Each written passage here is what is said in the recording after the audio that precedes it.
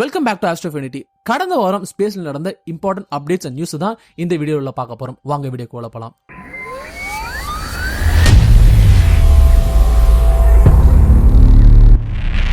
இந்த வாரம் நம்மளோட முதல் செக்மெண்ட்ல வீடியோ ஆஃப் தி வீக் தான் பார்க்க போறோம்.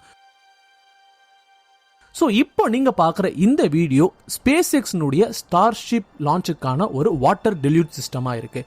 ஸோ நம்ம எல்லாருக்குமே தெரியும், லாஸ்ட் டைம் ஸ்டார்ஷிப் லான்ச், அதாவது டெஸ்ட் லான்ச் அப்போ அந்த லான்ச் என்ன பெரிய டேமேஜை உருவாக்கிச்சு அப்படின்னும் அதனால் எவ்வளோ பாதிப்பு ஏற்படுச்சு, இந்த லான்ச் பேட் எவ்வளோ டேமேஜ் ஆச்சுன்னு நம்ம பார்த்தோம். ஸோ அந்த டைமில் லான்ச்சுக்கு மிகவும் அவசியமான தேவைப்படக்கூடிய வாட்டர் டெல்யூட் சிஸ்டம் ஸ்பேஸ் எக்ஸ் கிட்ட இல்லாமல் இருந்துச்சு. ஸோ அதனால் பெரிய பாதிப்பு ஏற்படுறதுனால இப்போ அந்த வாட்டர் டெல்யூட் சிஸ்டமை பயங்கரமாக அப்கிரேட் பண்ணி ரொம்பவே சூப்பராக அந்த டைம் அவங்க இம்ப்ளிமெண்ட் பண்ணிருக்காங்க. சோ இப்போ நீங்க இந்த வீடியோல பார்க்கும்போது அந்த ராப்டர் இன்ஜின்ஸ் வடிவத்தில் உங்களால் பார்க்க முடியும் சுற்றிலும் அந்த வாட்டர் டெல்யூட் சிஸ்டம்ஸ் எவ்வளவு சிறப்பாகவும் எவ்வளவு வேகமாகவும் அந்த வாட்டர் டெல்யூட் சிஸ்டம் ஒர்க் ஆகுது அப்படின்ட்டு. ஸோ இதன் மூலமாக நம்மளுடைய அடுத்த ஸ்டார்ஷிப் லான்ச் ரொம்ப சக்சஸ்ஃபுல்லாகவும் ஒரு சேஃபரான ஒரு லான்ச்சாகவும் இருக்கும், சாஃப்டான ஒரு லான்ச்சாகவும் இருக்கும் நம்ம எதிர்பார்க்கலாம். இந்த segment hot news of the week. So நம்ம எல்லாருக்குமே தெரியும், Voyager 2 பூமியிலிருந்து அனுப்பப்பட்ட one of the first satellite to reach the interstellar space. அதாவது சூரியனோட தாக்கத்தை தாண்டி நம்மளோட சோலார் சிஸ்டத்தை தாண்டி வெளியே சென்ற ஒரு ஸ்பேஸ் கிராஃப்டா இருக்கு. இப்ப சமீபத்தில் பூமியிலிருந்து அனுப்பப்பட்ட ஒரு கமாண்டிங் இஷ்யூனால Voyager 2ல இருக்க ஆண்டனாஸ் அது பூமியை நோக்கி பார்த்திருக்க டிகிரில இருந்து 2 டிகிரி நகர்ந்து இருக்கு. இதனால Voyager 2ல இருந்து வர எந்த ஒரு கம்யூனிகேஷன்ஸ், எந்த ஒரு டேட்டாவும் பாத்தீங்கன்னா பூமியில இருக்க DSNல ரீச் ஆக மாட்டேங்குது. DSN சொல்லும் போது டீப் ஸ்பேஸ் நெட்வொர்க்னு சொல்றாங்க.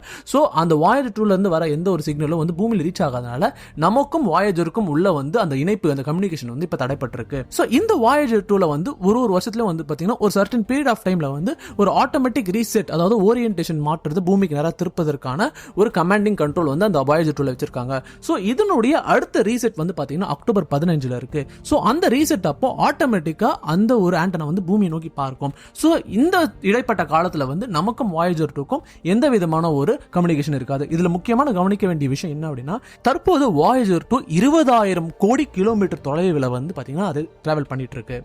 அது மட்டும் இல்லாமல் Voyager 1 அது தானா தன்னுடைய ஓட்டத்துல அது பயணிச்சுட்டு இருக்கு. அது பூமியில இருந்து கிட்டத்தட்ட 24,000 கோடி கிலோமீட்டர் தொலைவில் இருக்கு. Photo of the week. இந்த வார செக்மெண்ட்ல நாம பார்க்குற புகைப்படம் இதுதான். சோ நம்ம எல்லாருக்குமே தெரியும், ஜேம்ஸ் வெப் ஸ்பேஸ் டெலிஸ்கோப் யூனிவர்ஸோட பிகினிங், அதாவது ஆரம்பத்தை குறித்து நிறைய நம்மளுடைய கேள்விகளுக்கு பதில் கொடுத்துட்டு இருக்கு. அதே நேரத்தில் புதிதான பல கேள்விகளையும் நமக்கு எழுப்பிட்டு இருக்கு. அப்படி எழுப்பிட்டு இருக்க ஒரு கேள்வியில இந்த ஒரு புகைப்படத்துல ஒரு கேள்விக்குறியும் வச்சிருக்கு. சோ அதை தான் நீங்க பாக்குறீங்க. சோ இந்த கேள்விக்குறி நாங்க எடிட் பண்ணது கிடையாது, அது ஒரு ஃபார்மேஷனா இருக்கு. ஹெர்பிக், ஹாரோ 4647 அப்படின்னு சொல்லப்படுற இந்த 2 நட்சத்திரங்கள் பாத்தீங்கன்னா பூமியில இருந்து 1470 லைட் இயர் தொலைவில் வெல்லா கான்ஸ்டலேஷன் அப்படின்ற ஒரு கான்ஸ்டலேஷன்ல இருக்கு.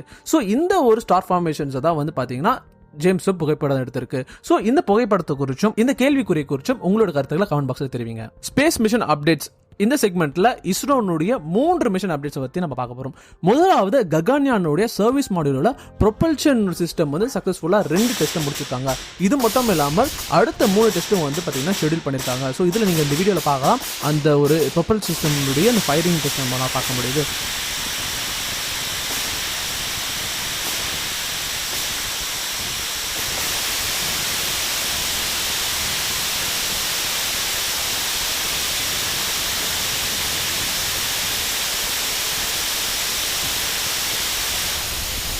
அடுத்த ஸ்பேஸ் மிஷன் அப்டேட் என்னன்னு பாத்தீங்கன்னா நிசாருக்கான அனௌன்ஸ்மெண்ட் வெளியிட்டிருக்காங்க. சோ இந்த முறை இஸ்ரோ பாத்தீங்கன்னா பல்வேறு இந்தியன் சயின்டிஸ்ட் அண்ட் ரிசர்ச்சர்ஸ்க்கு பாத்தீங்கன்னா ஒரு அழைப்பு எடுத்திருக்காங்க.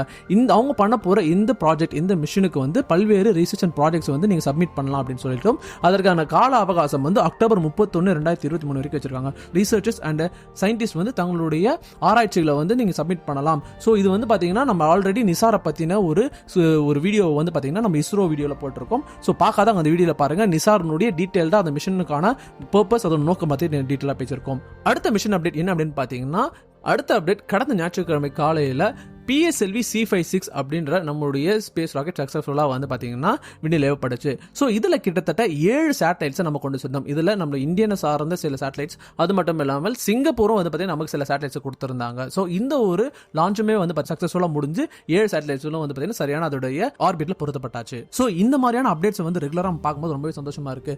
கடந்த வாரம் தான் வந்து சந்திராயன் 3க்கான லான்ச் சக்சஸ்ஃபுல்லா முடிஞ்சது.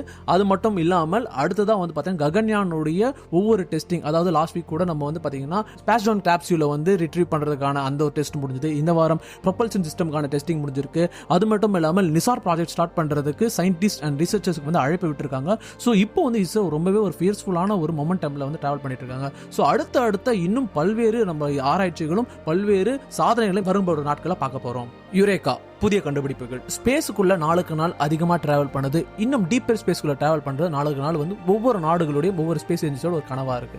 ஸோ ஆனா அதுக்கான தேவைகள், அதற்கான டெக்னாலஜிஸ் வந்து நம்ம கிட்ட இன்னும் வரல. ஸோ அதுல one of the most important thing என்ன அப்படின்னு பாத்தீங்கன்னா, நாம ஸ்பேஸ், அதாவது அந்த அண்டவெளிக்குள்ள நாளுக்கு நாள் இன்னும் டீப்பாக போக போக ஸ்பேஸ் ரேடியேஷன் வந்து பாத்தீங்கன்னா மனிதரோட உடலை வந்து பயங்கரமா பாதிக்கும். ஸோ இந்த ஒரு காரியத்திற்காக, இந்த ஒரு ஸ்பேஸ் டிராவலுக்காக யூரோப்பியன் கவுன்சில், இனோவேஷன் கவுன்சில் வந்து பாத்தீங்கன்னா அவங்க வந்து பல்ஸ் அப்படின்னு சொல்லக்கூடிய ஒரு ப்ராஜெக்டை வந்து ஃபண்ட் பண்ணி அதனால ரிசர்ச் பண்ணிட்டு இருக்காங்க. இது என்னன்னு பாத்தீங்கன்னா 3D பிரிண்டட் ஹார்ட்டுக்காக பண்ணிட்டு இருக்காங்க. இதன் மூலமாக என்ன அப்படின்னு பாத்தீங்கன்னா, நாம அதிகமான தொலைவுக்கும் இன்னும் டீப் ஸ்பேஸ்க்குள்ள போகும்போது ஸ்பேஸ் ரேடியேஷனால நம்மளோட இருதயம் பாதிக்கப்படலாம் அப்படின்றதுனால ஒருவேளை 3D பிரிண்டட் ஹார்ட்ஸை பயன்படுத்தி வந்து இதனால நம்ம ஸ்பேஸ் எக்ஸ்ப்ளோரேஷன் வந்து நல்லா பண்ண முடியும் அப்படின்ற ஒரு எதிர்பார்ப்பு இருக்கு. இது மட்டும் இல்லாமல் இந்த ஆராய்ச்சி மூலமாக பல்வேறு ஆர்கன்ஸ், அதாவது 3D பிரிண்டட் பல்வேறு ஆர்கன்ஸை வந்து நம்ம பயன்படுத்த முடியுமா அப்படின்னு சொல்லிட்டு இந்த ஆராய்ச்சியில் பண்ணிட்டு இருக்காங்க. இது வந்து பாத்தீங்கன்னா 2077 இந்த ஒரு 3D பிரிண்டட் ஹார்ட்டை வந்து ISS, அதாவது இன்டர்நேஷனல் ஸ்பேஸ் ஸ்டேஷனுக்குள்ள கொண்டு போய் ஆராய்ச்சி பண்ண போறாங்க. இது மட்டும் இல்லாமல் இந்த ஒரு ஆராய்ச்சி, அதாவது இந்த 3D பிரிண்டட் ஹார்ட்ன்ற ஆராய்ச்சி வந்து வெறும் ஸ்பேஸுக்கான ஒரு நோக்கம் மட்டும் அல்லாமல் பூமியில வந்து ஒரு மெடிசினல் ஒரு ரிசர்ச்சாகவும் இருக்கும். ஏன் அப்படின்னு பாத்தீங்கன்னா, கேன்சர் போன்ற தெரபிஸ் அப்போ வந்து பாத்தீங்கன்னா இன்டென்ஸ் ரேடியேஷனை கொண்டு தான் இந்த கேன்சர் செல்களை வந்து அவங்க அழிப்பாங்க. ஸோ அது மாதிரி நேரத்தில் இந்த இன்டென்ஸ் ரேடியேஷன் பண்ணும்போது நம்மளுடைய பல்வேறு உடல் பாகங்கள், அதாவது ஆர்கன்ஸ் வந்து செயலிழந்து போகும், பாதிப்படையும். ஸோ இது மாதிரியான 3D பிரிண்டட் ஆர்கன்ஸ் நம்ம பயன்படுத்தும் போது அந்த பாதிப்புகள் குறைய வாய்ப்பு இருக்கு. நம்மளுடைய பூமியில நம்மளுடைய மெடிசினல் ரிசர்ச்சும் வந்து நல்லா வளரும் அப்படின்னு சொல்லிட்டு எதிர்பார்க்கப்படுறது. இந்த வாரம் ஸ்பேஸ் ஆப்ஜெக்ட் ஆஃப் தி வீக்ல நாம பார்க்க போற ஆப்ஜெக்ட் மேக்னட்டார்ஸ். நம்மளோட யூனிவர்ஸ்ல பல வகையான ஸ்டார் இருக்கு. ஆனா ஒரு ஸ்டார் ரொம்பவும் வினோதமான ஒரு ஸ்டார் இருக்கு. அந்த ஸ்டாரோட சைஸ் பாத்தீங்கன்னா ஒரு சிட்டி அளவு தான் இருக்கும். ஆனா நம்முடைய சன்னை விட மாஸ் ரொம்பவே ஜாஸ்தி. நீங்க ஒருவேளை அந்த ஸ்டாருக்கு ஒரு 1000 கிலோமீட்டர் கிட்ட போனா கூட உங்க உடம்புல இருக்க ஒவ்வொரு ஆட்டம்ஸும் தனித்தனியா பிஞ்சு போயிடும். ஏன் அப்படின்னு பாத்தீங்கன்னா அதோடைய இம்மென்ஸ் மேக்னெட்டிக் ஃபீல்ட். இதுதான் மேக்னட்டார்ஸ். இது ஒரு வினோதமான நியூட்ரான் ஸ்டார்ஸ். இதுல பயங்கரமான ஒரு மேக்னெட்டிக் ஃபீல்டு இருக்கும். அதே மாதிரி இந்த ஸ்டார்ஸ் ரொம்ப வேகமா ரேப்பிடான வேகத்துல சுத்தி கொண்டு இருக்கும். இந்த ஸ்டார்ஸ்ல உங்களுக்கு ஸ்டார்க் வேக்ஸ் இருக்கும். அதாவது நம்ம பூமியில எர்த் வேக் இருக்கு போல அந்த ஸ்டாரோட சர்ஃபேஸ்ல ஸ்டார்க் வேக்ஸ் இருக்கும். இந்த ஸ்டார்ஸ் எந்த அளவுக்கு பவர்ஃபுல் அப்படின்னு பாத்தீங்கன்னா 2004 ஒரு 50,000 லைட் இயர் தூரத்துல இருந்து ஒரு மேக்னட்டார் கிட்ட இருந்து வந்த ஒரு ஃபிளேர் நம்முடைய எர்த்தோட மேக்னெட் ஃபீல்டே அது பாதிச்சது. ஸோ இந்த வீடியோ உங்களுக்கு பிடிச்சிருந்தா லைக் பண்ணுங்க. இது வரைக்கும் ஆஸ்ட்ரோஃபினிட்டி சப்ஸ்கிரைப் பண்ணாமல் சப்ஸ்கிரைப் பண்ணுங்க. அதே மாதிரி வீடியோ பிடிச்சா உங்க ஃப்ரெண்ட்ஸுக்கும் ஷேர் பண்ணுங்க. உங்களுடைய கமெண்ட்ஸ் பாக்ஸில் தெரிவிங்க. Bye from ஆஸ்ட்ரோஃபினிட்டி.